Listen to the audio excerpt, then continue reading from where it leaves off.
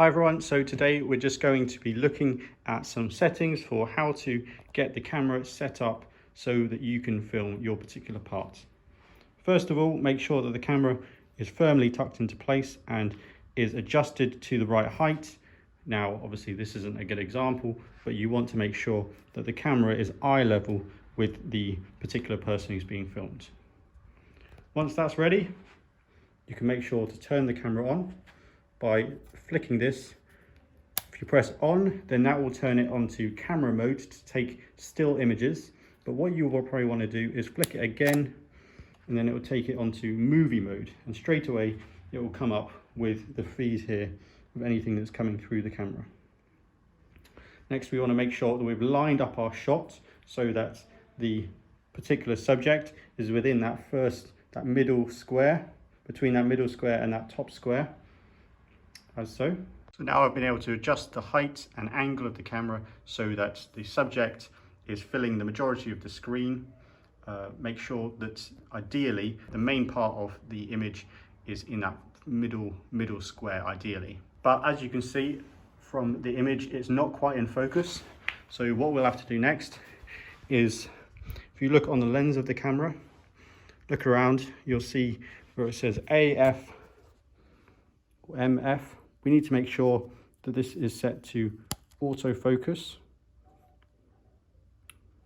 And then once it's on autofocus, it will automatically focus to our particular subject.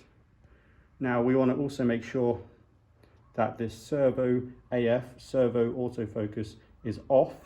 So there's no green light, it's just a grey light. This will mean that it won't be focusing during the actual filming. Another way to get it into focus as well is to half press down this front shutter button. If you half press it down, you'll see what happens. As it focuses, hold it down, and then once it's in focus, it will show the green squares. That means it's in focus, and it should look a lot better image. Now, all the other settings that you'll see here, now these are for custom adjustments that you can make. For example, the aperture or the shutter speed. Ideally, the aperture, it doesn't matter too much, but it can be in a low number. And then the shutter speed, ideally, you would probably want that around 50, between 30 and 50, depending on what you're shooting. But if you're on, make sure here, if you can set this to the A+, so the white line is in line with the A+, what it will do is it will automatically figure all these things out for you and adjust accordingly. Another thing here is the ISO, which is basically the brightness or the sensitivity of light in the image. And you shouldn't need to worry about this, but it may change depending on how much light you've got in the room.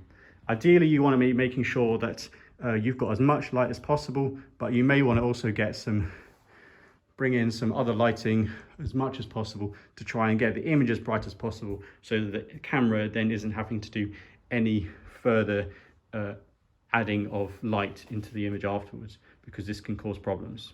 Okay, so we've talked about video.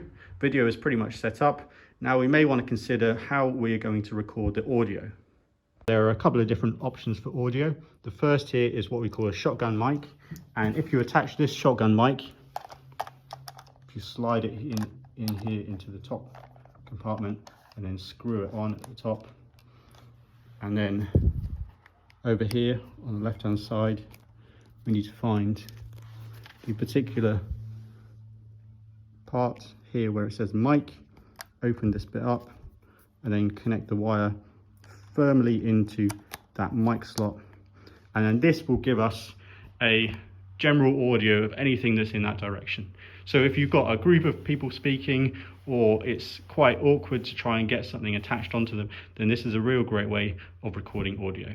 Now what's in this bag is what we'll call a lavalier mic, and it fits on like a lapel in the sense that we've got this here, which will just connect onto someone's shirt, and we've got a very long wire which will consequently lead from the person up to the camera. So again, we want to make sure that we find our microphone input and again attach it into that same mic slot. So where it says mic here, open that up and make sure that's firmly plugged in. You also, with this particular model, you need to look for the microphone, and you can see here it says cameras, and then it says off and smartphone. Now, because this is a camera, it's connected to this camera, we need to turn it so it's showing green. This means that the audio from this will now work. And then all you have to do with this is make sure that the wire is safe, and then you attach it like so onto the person. Depending on what you're recording, you may also want to plug a mixing desk in. And now this is possible with various mixing desks. If you just have a 3.5mm jack output, then this will usually plug straight into that same camera mic port. So now you've got your video feed and you've got your audio feed. Now all that's left to do is press the record button. And on this particular camera and many camera DSLRs, you'll see a little red light here, and all you have to do is press this particular button that looks like a camera. And when you press it, there'll be a red light that shows here. There'll also be a red flashing light, and the timer will start to show up, showing the battery as well.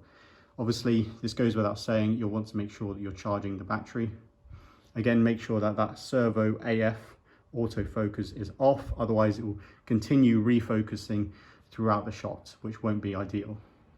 What I would suggest you do is to film a 10-second clip, and then by pressing this blue play button down here and then pressing play on the screen, or press set here, and again it will play back to you. Press it, there'll be a red light that shows here, there'll also be a red flashing light, and the time. It will play back to you what you've just recorded to test that the audio is working and that it's in focus. If that's okay, then you can just press menu or back, or just press again this play button. It will take you back to your shooting mode, and then press record again to start your video. That's everything that we've got for today. Hope you enjoyed this video. Leave any questions below. Thank you.